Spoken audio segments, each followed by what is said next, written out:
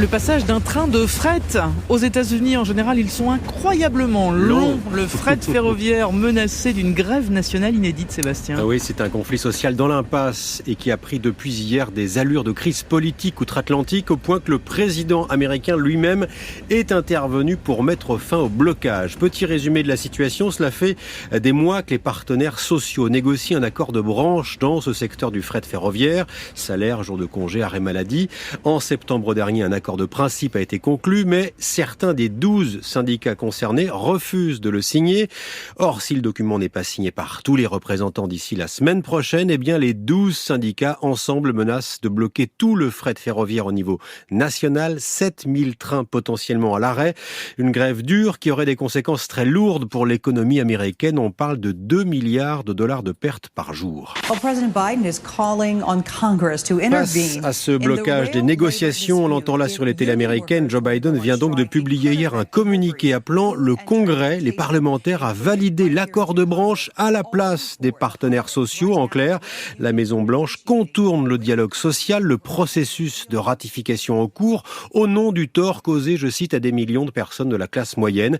Et cela grâce à une loi qui date d'il y a un siècle, Fabienne, une loi de 1926 qui permet l'exécutif d'empêcher une grève ferroviaire aux États-Unis et qui donne donc au Congrès le pouvoir de voter de force un accord malgré l'opposition des syndicats. Une démarche politique en forme d'échec pour Joe Biden qui se dit malgré tout réticent à utiliser cette arme nucléaire sociale et qui se dit fièrement partisan des syndicats. Allez, direction l'université de Barcelone avec un cours sur le réchauffement climatique qui devient obligatoire. Oui, dès la rentrée 2024, les 14 000 étudiants de l'université de la capitale catalane, la meilleure université d'Espagne, devront tous intégrer dans leur cursus un cours sur la crise éco-sociale, et cela du 1er au 3e cycle.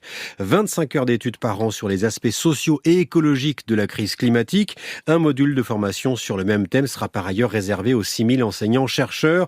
Cette décision de l'université de Barcelone est en réalité la conséquence d'un combat mené récemment par une nouvelle ONG de militants, End Fossil, qui a lancé à la rentrée un grand mouvement d'occupation des universités européennes pour mettre fin à l'ère des combustibles fossiles.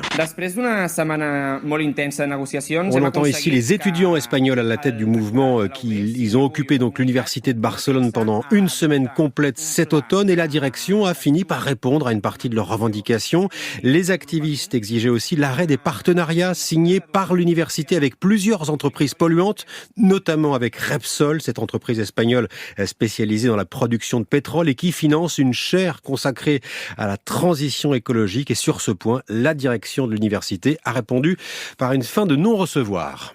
On termine avec 2 compagnies ukrainiennes primées par le monde de l'opéra. C'était hier soir les International Opera Awards qui récompensent les meilleurs artistes d'opéra de l'année. La cérémonie s'est terminée par un hommage rare et vibrant à l'opéra de Lviv et à celui d'Odessa. 2 institutions centenaires qui n'ont pas arrêté de travailler et de jouer malgré la guerre. Un prix pour récompenser leur courage et leur résistance malgré les dangers et les dégâts causés par le conflit.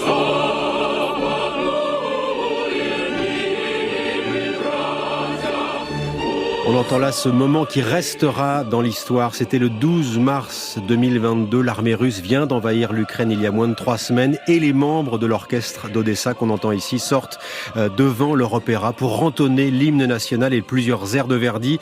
Depuis, les chanteurs, les musiciens d'Odessa n'ont pas cessé d'accueillir du public, tout comme à Lviv, à la frontière avec la Pologne, où l'entrée de l'opéra est aujourd'hui protégée par des sacs de sable. Merci beaucoup, Sébastien Logénie. Sur les radars, c'est tous les soirs dans Un jour dans le monde. Vous avez donc le droit de revenir demain.